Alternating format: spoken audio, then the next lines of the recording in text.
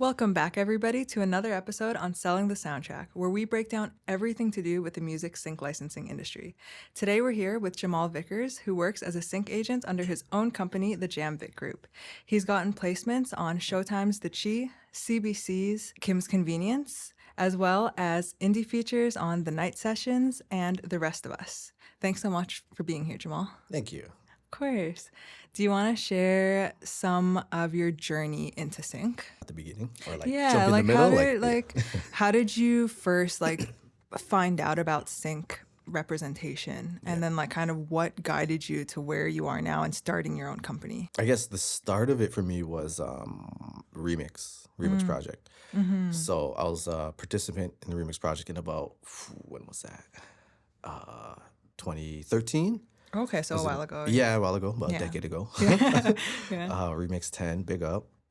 So there we had like a class, like we would have classes and stuff, workshops and everything. So one of our classes for like, I don't know, 20 minutes, it was about sync, Our teacher, Jay Devonish, he'd let us know that like what sync is, Sync is like whenever you see watching TV shows or movies or anything like that, music that's behind it, that's a sync, that's somebody getting paid, multiple people most times. So it's like, okay, that's very cool. At the time I was in for like the business program for music business management. Okay. I was managing an artist at the time. So I was really looking for different ways to like bring revenue in for that artist other than streaming, which is like the lowest form of pay you can get. Nobody makes money from streaming. Right. So that's like the minimum wage of the music industry. Yes. So yeah, from there, after I graduated Remix, I moved to Alberta for a couple years. That artist I was managing, we were working on a project. We wanted a bunch of features and just had no way of paying for it. So we moved to the oil field to make money out there. Okay. Did that for 2 years. So just you and this artist moved out there? Yeah, well, it started with just us two, and then we brought like 10 other people out.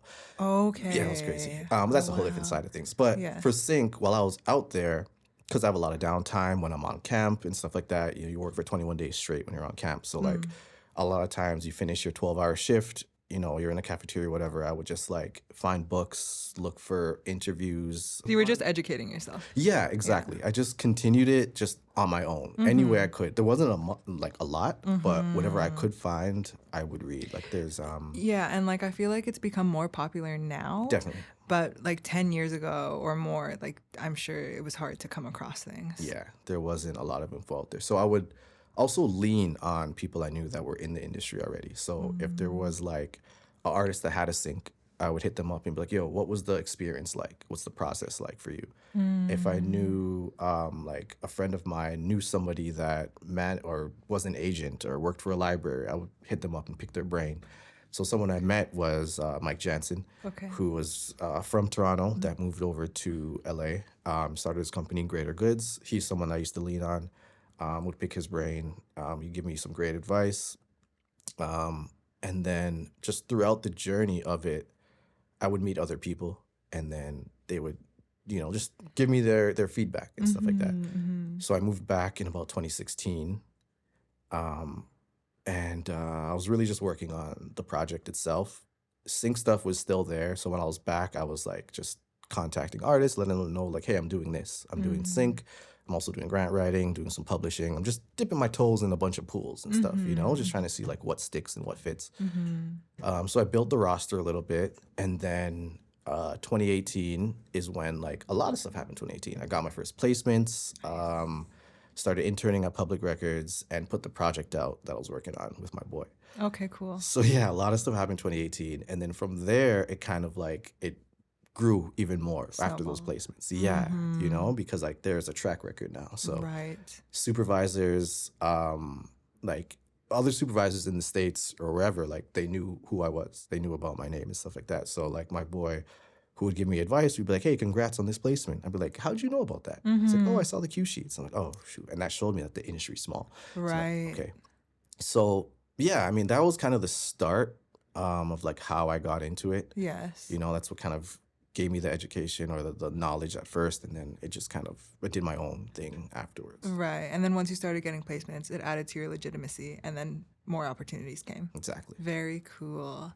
And when you were reaching out for more information from people in the industry, were you just like cold emailing, or were you like DMing people? How were you first making those connections? It was mostly through people, like Okay. through friends that I had. And I'm like, I'm trying to do this. Like, do you know of anyone that's done it? You know, anyone's gotten a placement or has placed music? And like, yeah, I know this person. So like, I want to say Gavin put me in touch with Mike Jansen. I'm pretty sure. Gavin Shepard, who's co-founder of Remix Project and was my partner at Public Records. I see. I want to say he did. But yeah, it would just be that. It was just like, if anybody knew anybody, I would just ask them. You know? Such a networks game. Oh, for sure. Yeah. For sure. Yeah. Cool. Can you walk me through one of your most memorable moments in your career? One of your favorites? In like sync or like in It can be everything. sync or because I know you dabble in a lot of things. So like maybe one of your most memorable in sync, and then one of your most memorable in general. Okay, sync. I have the sync one. Oh man. Okay, so when I moved back in 2016, I started driving Uber because I wanted flexibility. Because I was doing a bunch of stuff, right? So I wanted to be able to pull over, go to Starbucks, write a grant, hop back in, make some money, whatever. I see. So I remember one day, I was driving. I was on Blue Jays Way, just dropped somebody off at the Sky Dome. I still call it that. I was on Blue Jays Way. I'm driving down. I got a call. So I answered the call, and he's like, yeah, hey, Jamal, how's it going? We met a while ago it was at a Sync Summit that we met, Okay. like the previous year. Yeah. He's like, yeah, we met there. Like, I'm interested in some of these songs. It was like 6 songs I was interested in. So I was like, okay, this is amazing. You know, like, okay, yeah, sure. Like, I'll send you whatever you need right now. Boom. And I remember like I'm driving and like I had to pull over because I was like, what? And I was I was so You were excited. so I was hyped. going, Yeah. like I got out the car. I was like, yeah, like this is Yeah. it. Like, you know, and like Yeah. that was my first placement in the Shy for that Showtime show. Okay. Yeah. Okay. You know, it ended up after everything, we ended up placing 4 records in it. Yeah. But it was still like an amazing for him to call and be like, you know, I met Of you there. And, like, course. so that was extremely memorable for me because it was like, it wasn't just my first placement. It was like how it came about, you know? Of course, it wasn't just like you found out and you were like, oh, okay, like I'll tune in on this time and I got my placement. It was like you had that person-to-person connection of like, oh my gosh, thank you. Yeah. Like, yeah. Yeah. So that was cool. And the fact that like I had met him the year before at a Sync Summit. That was the second time I met him actually, because the first year, so there used to be something called this like Sync Summit that would happen during Canadian Music Week in Toronto. I don't know why they don't have it anymore. So I went for 2 years. The first year I met both I forgot his name, Barry, forgot his last name, and David Heyman, who has passed away. The second year is where I made an impact on both of them. Okay. Because after that year is when I got a call from Barry for the Shy, and then I started working with David Heyman after the Shy placement. And then the second year, he remembered me from the first year. And so, like, it was because it was reoccurring, and, like, I kept coming back, and, like, I was friendly with them. I wouldn't annoy them in my emails and stuff, and, like, they came back to me because of that. So it was A familiar super face. grateful. Yeah. Yes. That means a lot. Yeah. For sure. And a memorable moment in your career in general. I mean, when we put the project out, that we worked, you know, we left everything we knew, moved to Alberta to work in the oil field and got a feature. And like, it was a project with Freeway. He was on every track. Beanie Siegel, Chic Luch, Styles P, Ghostface. So putting that project out was dope because it was just me, my boy, and our producer, Merciless. And like, we did up CDs. We did, what's it called? Like the booklets and all that kind of stuff. Because like I grew up on that. You know, I grew up like stealing my sister's CDs and like reading the booklets, the liner notes and stuff to see like people's names and shit. Yeah. Just a lot of love was put into. A lot of love, yeah. Like yeah. definitely a passion project. And like I had the booklet fully illustrated by my boy Charlie Nadiak. It was like a comic book, you know? So like getting to do all that and then like people buying it on Bandcamp and like me shipping them out and stuff, like that felt good. That felt real, you know? All the marketing for it. Yeah. So that was like super memorable, you know? That's very cool. Thanks. How do you find artists that you want to represent? Instagram mostly. It's less about even like finding, because like I know a lot of them already or know of them, because like I'm already listening, Spotify as well. Mostly it's like I rep people in my vicinity. Okay. Like I rarely reach out to people that are like in the States or like across Canada if I don't know them. You just want easy access. Yeah, Okay. exactly. So it's like my friends or people I've worked with in the past or someone that's like once removed. It's like, yo, put me in touch with that person. I want to rep them. Easy access is important. For me, at least, yeah. So you can have good communication. That makes sense. Yeah, yeah. And like, because it's so, because it's like, if it's somebody that's like, I know or like once removed or whatever, they can check me out, through their friend. Like, I'm here, I'm out here. You can see me. I'm actually A real moving and shaking. person doing Yes, things. yeah, Yes, yeah. yes. People have had like a past with me, like they've worked with me in the before, so they can ask that person. Like, I'm not just some cold email or some website that's hitting you up. Or and some like, random person on the internet. Like, yeah. yeah. When you sign someone to Jam Vic Group, are you making your own sync rep agreement? And if so, what is your usual commission that you take as a sync agent? Definitely. So I definitely make my own agreements.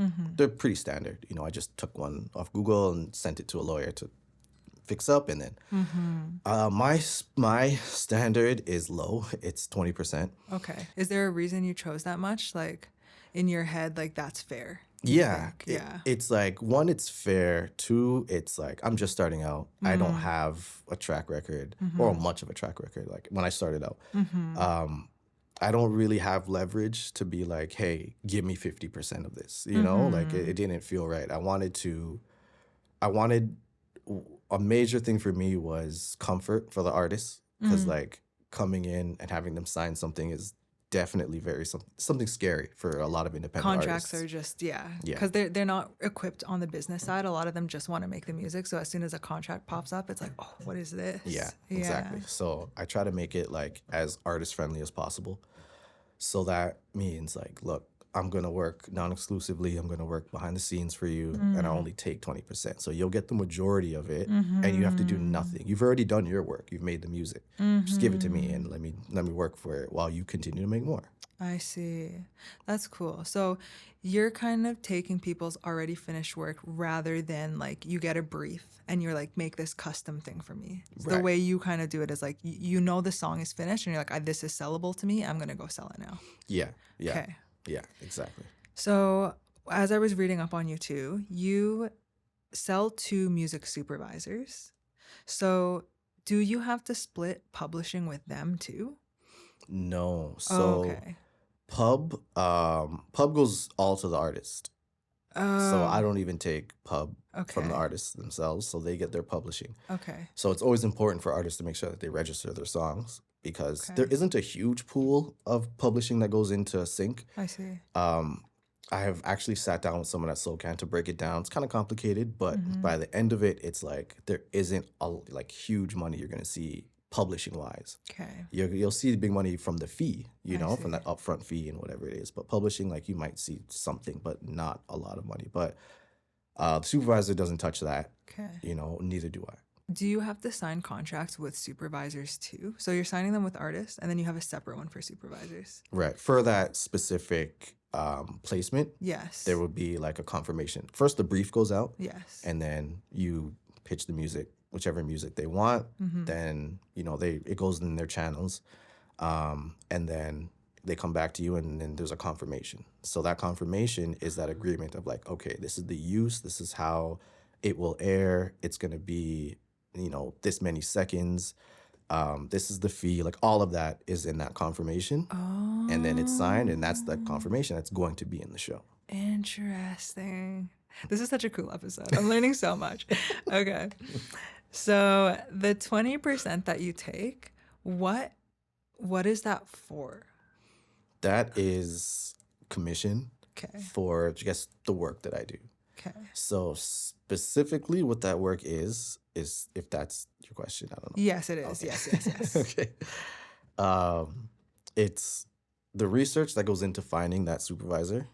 So first, who that is. So say it's a show, I might read the credits, see the supervisor's name. Then the research begins because it's like, okay, how do I reach this person? It's just a name, right? So I have to go on Google and or directories or hit up people I know, or Instagram. You know, I search for them. So start with Google and see what I can find there.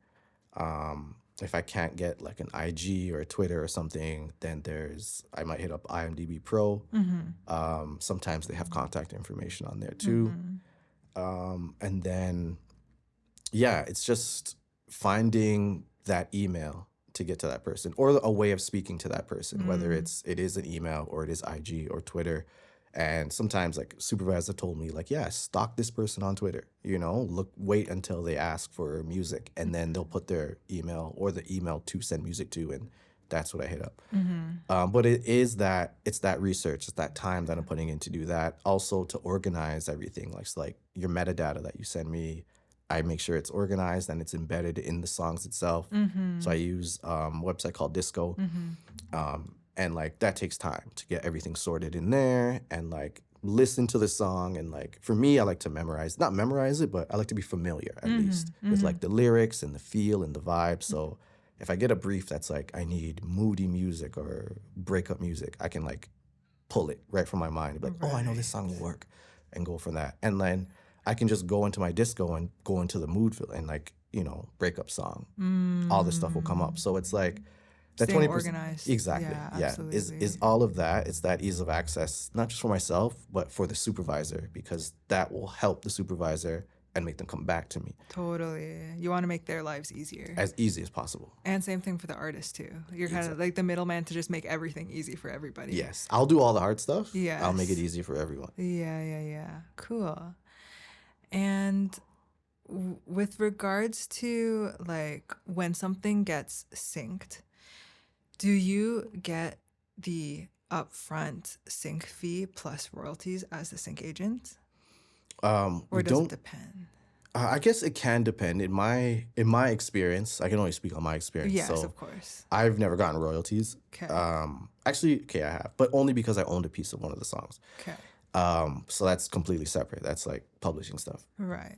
But for normally, like when I play something, I don't touch any royalties, and I do get part of that commission. Like that is the 20% is that 20% of that gross fee that comes in. So if it's $1,000 on both sides, then I take 20% from that $1,000. I see. Another question I had, just to get into the nitty gritty, for anybody who's listening that like is an aspiring sync agent, what are the actual steps? So like, one is you get a roster of songs. 2 is like you set up a corporation, LLC, or business.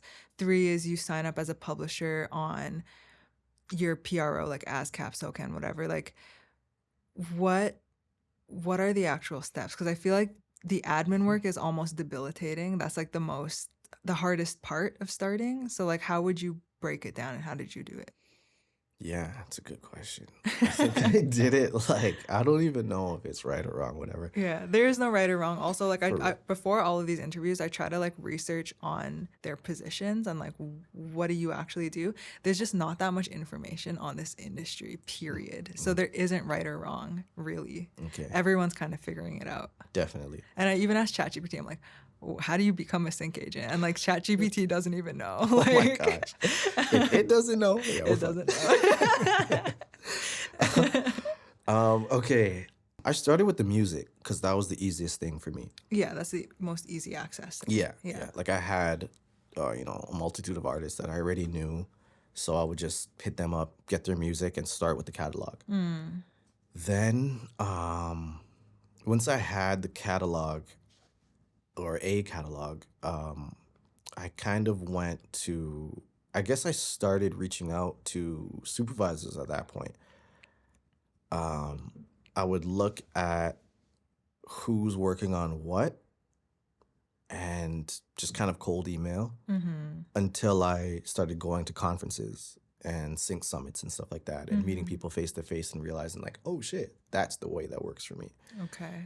Then from there I would just maintain and foster relationships, try to get briefs, and then pitch from there. And then later down the line, like I created a website, and then I got disco, and I more recently refined my process of Okay. like how I get everything, like music to metadata and all that kind of stuff. Right. I guess I'm wondering how all the legalities work. Like, if someone who's well connected, let's say like they have a lot of friends who make music that is sellable, and then they start cultivating these relationships, how do you ensure that you kind of don't get screwed over? Because like you're the middleman. So technically like you don't have the writer's share to be like, this is my song. And then if the music supervisor makes the placement, how do you make sure you don't get screwed over? For me, it's even on the sync agent side of me, is Yes. it starts with the human. Yes. So any artist I work with, like I want to know you as a human being before Mhm. anything. Your music might be dope, but like, can we get along? Do we Can we vibe? work together? Yes. Yeah. Mhm. So it starts there for me. I'd say as an artist, that's where you should start too with Mhm. anything, whether it's a manager, agent, lawyer, whoever. Mhm. It should always be like the human aspect of it. So I start there. So for like the artist to make sure that they don't get screwed over, if there is a vibe with that person, with that agent that you're working with, Mhm. just be honest and transparent. Like let them know, like, yo, I don't know what's going on. Can you Mhm. explain this to me? Mhm. And like, it, and depending on their reaction to that question, some of them might be like, no, this is whatever. Mhm. If they can walk you through it and articulate it so you understand, then great. So I'd Mm. say just be honest, open, and transparent. Let them know that you don't understand and you want to make sure you don't get screwed over. Yeah. Just communicate. Yeah. Rather than like just holding it and just hoping that you don't get screwed over, just communicate. Let them know Yeah. that. Um, and like I'd also say like do your own research. Yes. Try. I always tell emerging artists this, like before you get an agent, before you get a manager, like do the stuff yourself to figure out it, one, if you need one, and two, what it takes so that when Mhm. somebody does come in, they're not taking 75%. I Because see. if this is your first time hiring an agent, you have no idea. So they could be Mhm. like, yeah, I take 75%. That's standard. Like, what? But if Mhm. you've done the work, if you've pitched, if you've landed a placement or not landed a placement, but pitched in whatever it is, gotten briefs or whatever, then you understand the process and you can be Mhm. like, nah, it's not taking 75%. You can take Mhm. 40, based off your Mhm. track record and what you've done, you can take 40 or 30 or 50 or whatever it is. Yeah, So like yeah. try it out yourself, get a feel, get an understanding. So whoever it is that you hire, and this isn't just with agents, this is like videographers, Everything. everything. You're shooting a music Absolutely. video, like Yeah. try shooting it, try even if it's at home and you're just trying something simple, try editing, try, Mhm. photography. So don't like spend hours in it, but just see what it's like so you understand when you hire someone, Yes. you What is get normal? exactly. Yeah. Yeah. Are there characteristics in songs that you're like, oh, this is sellable? My thing with that, like, is this sellable? I've heard people say before on panels I've been on and stuff like that, or watched and been in the audience for, Mhm. is like, is this a syncable song? That Mhm. word syncable song. So for me, I feel like every song is syncable. It really just depends on what the brief is, what the scene is. So Mhm. like everything is a go. Mhm. Excuse me. If you can like, you know, um it really just depends on the scene. So if the scene is like a breakup or a party scene or something like that, there could be a song for it. So I say that because what was it, three of the songs that I had got placed in the shy Mhm. were actually demos.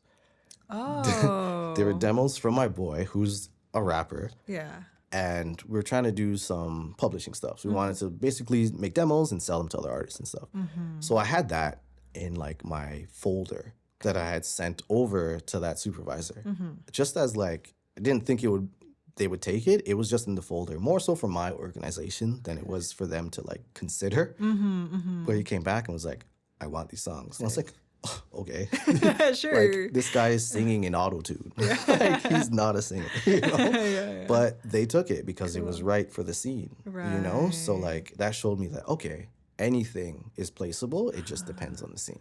Huh. Yeah. So, advice for artists, producers is that they should make music that feels authentic to them and try and find a home for it. But as a sync agent, are you signing music that feels right to you, or are you taking on anything you think could do well? I take a lot of stuff that feels good to me, like music that I like. You know, that's what I want to represent. And that's why, like, for me, I'm specific to Black music.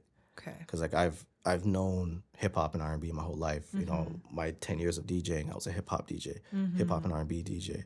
Now at Warner, I'm a marketing manager for hip hop and R&B. Like that's what I do. You know, That's that's my your bread bread and and butter. butter. Exactly. So like I stick within that, and that was advice that came from when I was educating myself on it. When I would reach out to these people, this is the advice that they would give me. Like you should specify, like if you this is what you know, rather than having an eclectic catalog. Because at first it was, I had rock, I had Latin pop, I had all this stuff that I don't really know. I don't know if it's a good song. I have the music, but I don't know if it's good. Right. But It's I not can, your comfort zone. yeah, I know a good hip hop and R&B song versus see. a good or bad rock song. Kind of all sounds the same to me, you know. So I decided to hone in on that and make that like my niche. And then people know you for that too. Yeah. Like, so supervisors that you've already connected with can hit you up and be like, we know Jams does this. Yeah.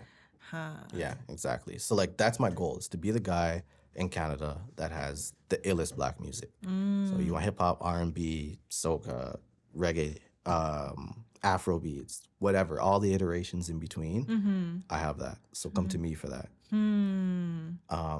So I would say, going back to the question, is like definitely artists make music that is, you know, true to you, authentic to you. But also there is a career in making music specifically for sync. So there are artists that do just that, you know, and like, As in, like, they're not releasing stuff on Spotify under an artist thing. They're just composing for briefs. yeah, yeah. Or like, even if they don't have a brief, they'll make music based off of like past TV shows or movies. And you can watch a movie, you know that there's going to be a love scene, you know, there's going to be a party scene. So let's make music based off of that. So when that brief comes in, okay, here we go, we fire these off. Yes, and there's definitely more popular themes than others. For sure. Yeah. For sure. For sure. So like it's music that is created based on mood, based on vibe, based on situation, you know? So like you can do that too if you want, you know, a career in sync. Have you noticed that there are certain emotions or feelings or themes that stand out that you get a lot of briefs for more than others? No, not really. Okay. Not yet. You know, I'm still young in this game. But I've noticed that, like, in the advertising space, it's very like major chords, very upbeat, because like nobody wants their brand to be set to depressing, emotional music. So that's what I've noticed, but I'm sure it differs across all the mediums. Yeah, yeah. Like I only know, or I am beginning to know, like North America. I have no idea what South America's like. I have no idea what Europe is like, or Yeah, Asia, or facts. Australia. Like I Yeah. don't know what their media's like. I don't have, you know, I don't watch those shows and stuff, so I don't know like what their, you know, strategy is when it comes to ads or music and TV shows and stuff like that. So like, there's a whole like, there's so much potential in sync, and it's so ridiculous. Like my last speaking engagement, I told the group, like, go through your streaming platforms, like your video streaming platforms. So like, you know, your Crave, Netflix, Amazon Prime, Apple Plus, CBC, CTV, Global. All of these apps have hundreds of shows on them, movies, you know, like in the thousands. All of that needs music.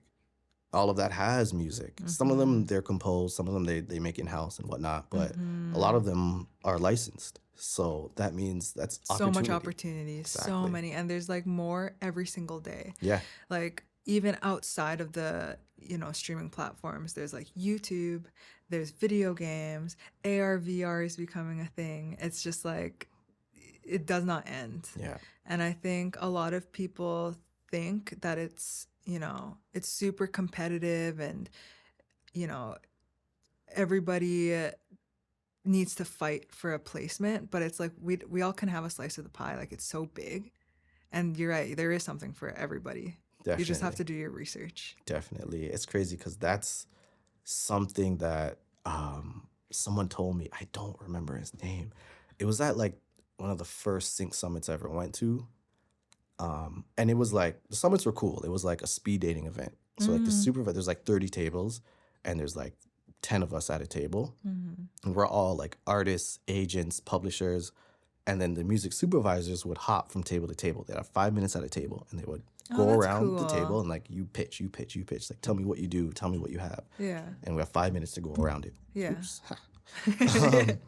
So I remember one of the guys at my table was also an agent or a publisher or something like that. And I remember after I was like, man, like I like your pitch, you know, like I want to learn from you. Like, you know, is it cool like if we talk? I know like we're technically competitors, but like, is it cool like if I hit you up and pick your brain? He's like, bro, there's enough out here for both of us. And I was like, oh shit, you're right. Yeah.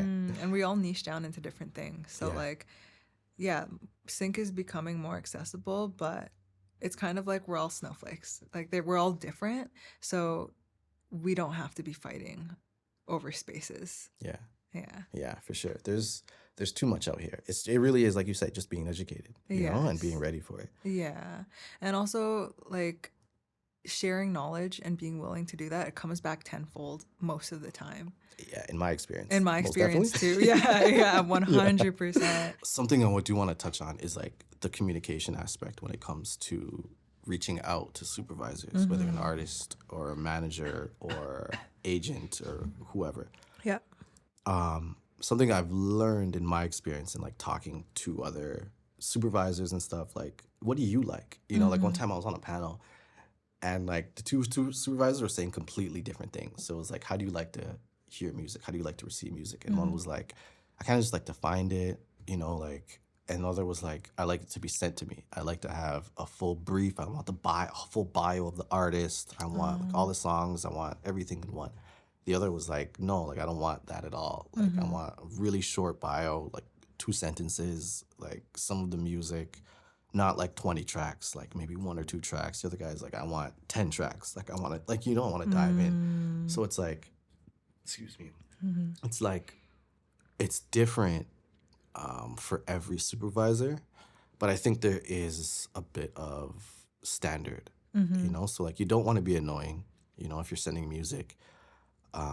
You don't want to follow up every week or every 2 weeks, like maybe once a month, check in. Okay. You know, and like if it's specific, or if you're just sending like a playlist of something, like I'd say be more focused.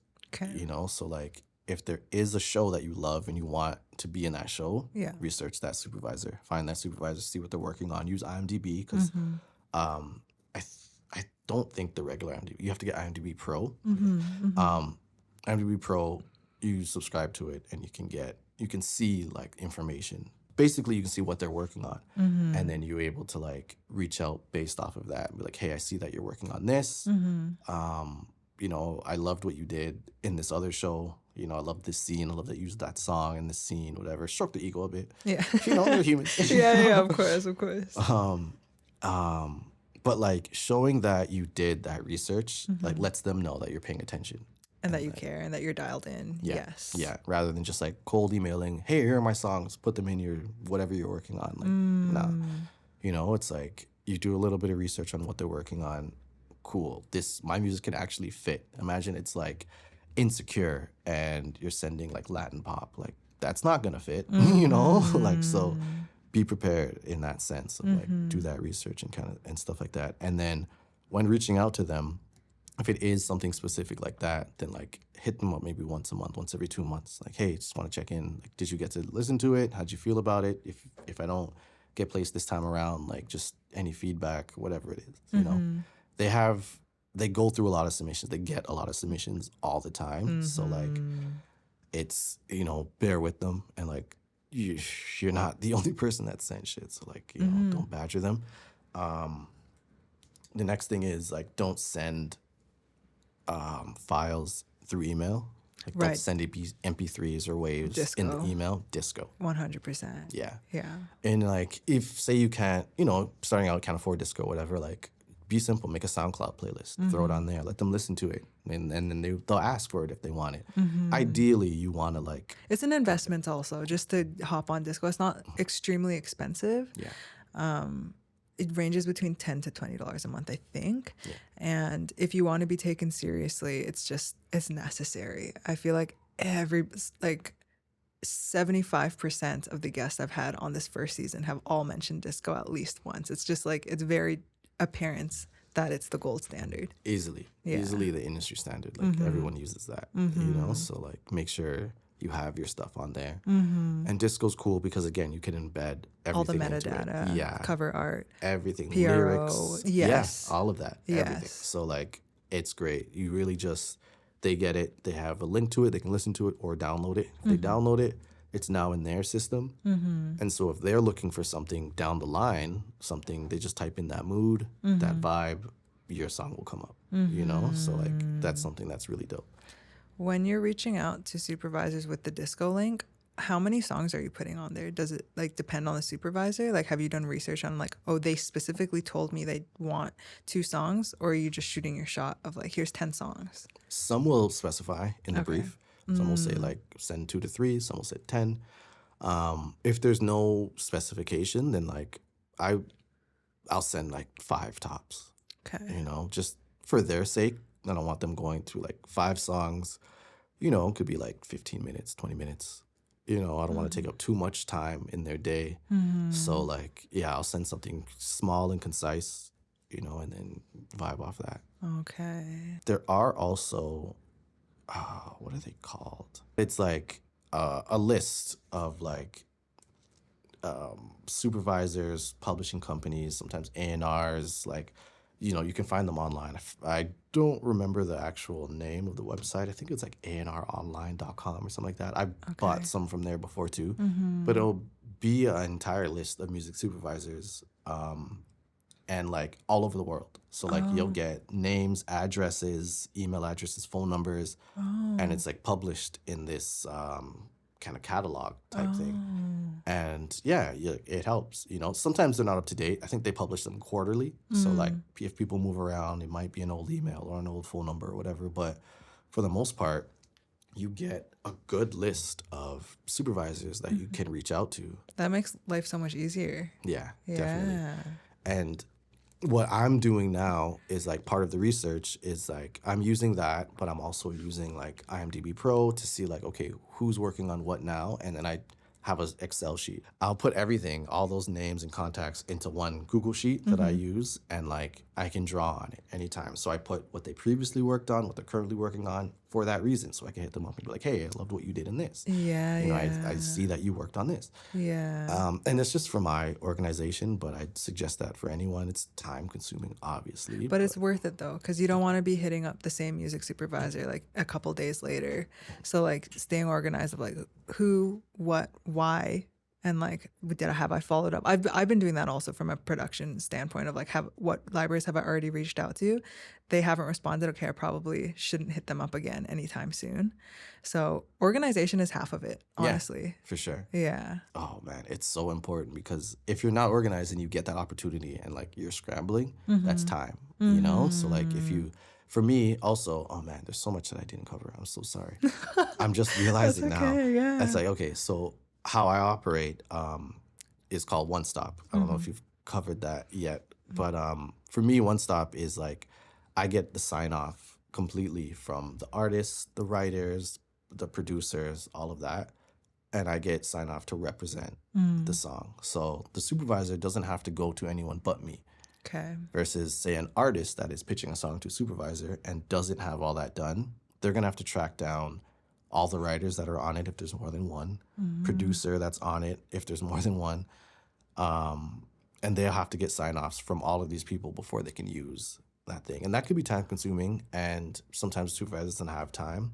But if they love the song, they'll probably do it, But Is for that me, something you put in that sync rep agreement? That it's yes, one stop? Okay. yeah, Okay. 100%, yeah. Okay. So I let them know that from jump. And but yeah, like on the supervisor side, again, it's about making their lives easier. So the less people they have to chase, the easier it is for them. So yeah, one stop is what that's called. So when you're pitching to supervisors, that's something to mention. It's like, hey, like say you're a solo singer songwriter, like you produce yourself, you write yourself, whatever. You can be like, hey, I write all this myself. I'm one stop. Here's all my music, whatever it is. That one stop, they hear that, like, oh yes, Easy breezy. yeah, easy, Yeah. exactly. You know, Cool. And you can put that in disco and in the email. yes, Okay. definitely, yeah. Okay.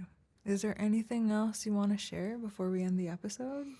Is for artists, if you're listening, be as organized as possible. Like have like the most important things when it comes to sync is metadata.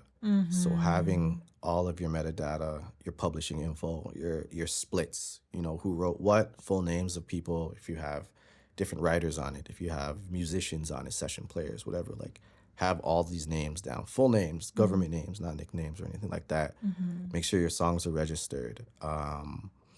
Make sure you have clean versions. You know, make sure you have instrumentals, acapellas. Make sure you have the stems accessible. Sometimes they ask for stems. So making sure you have all of that. Actually, okay, what I'd like to do is go through the process of like call to placement. I would love that. Okay, cool. Please, yes. So, okay, we'll go back to that Okay. example I had of my first placement. Yes. Barry Cole, that's the name. Nice. Great guy. So when Barry called me, that was the very start of it. So he's like, yo, I'm interested in these songs. When you can you like give me more info on them? Like send me the metadata, all that kind of stuff. If you have WAV files, this was way before I think I had MP3s, you know? Do not have MP3s. Yeah. Definitely have You WAV need files. high fidelity. Yeah. So he's like, can you send me WAV files for this? Can you send me cleans, dirties, whatever? So I'm like, yeah, I'll get it all. So got them all together, sent it all to him. This was, let's say like this was, I forgot when, September? So it's like, cool. Didn't hear anything for a couple months. So say September, October, November. Probably November, December. He hit back and was like, okay, we're going to go with 4 records out of the 6 that I'd sent. We're going to go with 4 records. And I got that confirmation sheet that said everything, whatever. So I'm like, okay, sick. Sign the confirmation. Boom, send that back. This is like November, December. So it wasn't until like May I get something from Fox saying like, okay, we're about to like basically like, you know, air the episode, whatever. We want to get the payment stuff going. So send my invoice, whatever. So I send my invoice. I see like, you know, how much it's supposed to be for. I send that to them. And then that's what, May? So that was like March. And then May, I think, is when the show actually aired. Excuse me. So it actually airs then. And then about 2 weeks to like a month after that is when the payment actually came through. Oh. Yeah. So it's a drawn out process. It can be very drawn out. So that was like an 8-month-long process. Yeah. But I've also had other placements where it's taken like a couple weeks. Okay. You know, so like working with David Heyman, he like the Kim's Convenience, like that one was super quick. It was like, hey, want to use this song or these songs? Boom, sent that in. So he's like, in one thing, like send your invoice, all this stuff, this is how much it's going to be for. Boom, sign the confirmation, send the invoice in. 2 weeks after that, payment comes in, show airs after that. Okay, so it depends on the project. Definitely. And I've heard different sectors have different timelines. So TV and film is a little bit longer than like advertising and commercials. Yeah. Because their turnaround is just like... But I have heard the same thing, that it's like, it's very quick. It's a quick turnaround. It's like you need to have things ready yesterday. Yeah. Like, yeah. And it's interesting because like a lot of sync is like that. So like it's super slow. Like that whole process of that first example was super slow up until the confirmation time came. Because then it was, we need all this right now. I have to send this in right now. If you don't send it in, then we're going to move on to the next one. So like for like, you know, a good 4 or 5 months, there was no communication, super slow. And then it was like, okay, let's go. We need everything right now. We need all the pub info. We need everything. Yeah. You know, all the files and everything. And it's like, if I waited like a day or 2 or whatever, I would have lost it. Yes. Yeah. So it can move very slow but it also moves extremely fast when it's time. And if you Right. stick, you're losing. Interesting. That's probably because, like, for a couple months is when they're doing all the searching, and then once they like, this is the song, it's like, all right, now we're in like, this needs to like be done and out. Yeah. Yeah. It's a lot of Huh. like post production and like from my understanding, there's different levels it goes through. So it's like the supervisor has to send it up to like the producer or the director. Sometimes the director weighs in or like there's a Mm-hmm. bunch of stuff. And I'm sure supervisors that you talk to can explain it a lot better Mm-hmm. than I can because I don't know. Yes. Yeah. But like all those levels that it has to go through Yeah. is like the supervisor is just waiting for it to clear all those levels, and then it gets to you, and then there's a bunch of people breathing down their necks to like, hey, this is gonna air in like a week or Yeah. two. We need to get this going. Yes. You know, in my mind before all of this, I thought like everything was done from time, you know, but Mm-hmm. getting into it now, I'm realizing like they're so disorganized, just like everything else in the music industry. Just like people in general. Yeah, Yeah. yeah, Yeah. yeah, Yeah. yeah. Yeah. So yeah, that's like those are the processes. So it can be varying depending on the network, depending on the territory as well. So Mm-hmm. like Canada versus the States, like the States was that 8 month long process where Canada was like a couple weeks, you Mm. know. On that note, we can switch to budgets. Yes. So like what the money looks like. Yeah. I don't care about talking about money. So like Yeah. I'll be very transparent. Like that first placement in the Shy was 5,000 US per song. And Okay. I'd placed 4. That's awesome. Yeah, it was great. Yeah. I've never gotten a check that big before. Yeah. So it was Yeah. super tough. And it was great being in the bank, like sending all the money out to like the artists and the Yes. producers and stuff. Like Yeah. that felt so good. That's Of probably one of the course. moments too I was really happy about. Yeah, where you can help other people. Yes. Yeah. That was really Absolutely. good. So like I like so that was 5,000 each, but I went a bit lower and I settled at 18K because I just wanted to show good faith. Be like, Mm. look, you're taking a bunch, so I'll give you a discount. Yeah. But the Canadian ones are a lot less. So like Okay. Kim's Convenience is like $500. You know, some of the indie Oh. movies $500, Uh-huh. $250. So vastly Interesting. different. You Yeah. know, Yeah. I think my biggest Canadian placement was probably 750. That was the other day.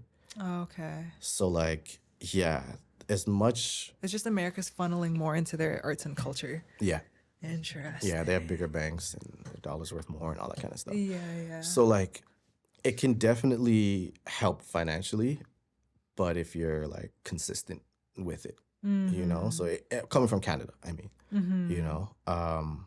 So yeah, that's what the financial side looks like. At least in the Yeah. States and in Canada. I don't know about the rest of the world. Yeah. Yeah. Yeah. Yeah.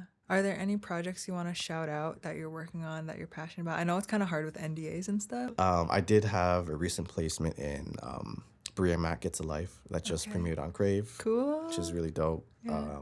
So that was cool. I feel like this episode has been juicy. Okay. Yeah, I'm really grateful. So you're such a fountain of knowledge, and you're so like willing to be like, this is just how I've done it. Yeah. Yeah. Yeah. Thank you. Where can people find you? IG. Mm-hmm. My IG is Jinxie Muad'Dib. It's terrible. I know. It has nothing to do with music at all. Yeah. And I don't do much in music in there. But I also have a website, jvg.com. Oh, no. jvg.cool. Mm-hmm. That's my sync website. So you'll see all my stuff. I have some samples on there from some artists that I do rap. You could see my placements and everything like that. Yeah. Or I'm very like, take my number and hit me up. You know, I'm very very like that. personal. Yeah. Yeah. Yeah. But if you hit me on IG, like I'll respond. You Yeah. know, like you can always reach out to me there, especially if it's about sync or anything music related. Period. Like you have questions or anything, just shoot. You know, I'll share whatever I can. Hopefully, I can help. Thanks so much, Jamal. This has been such an awesome episode. Thanks to everybody listening. Don't forget to follow Selling the Soundtrack on Instagram, TikTok, YouTube. Take care, everyone. Bye. Peace.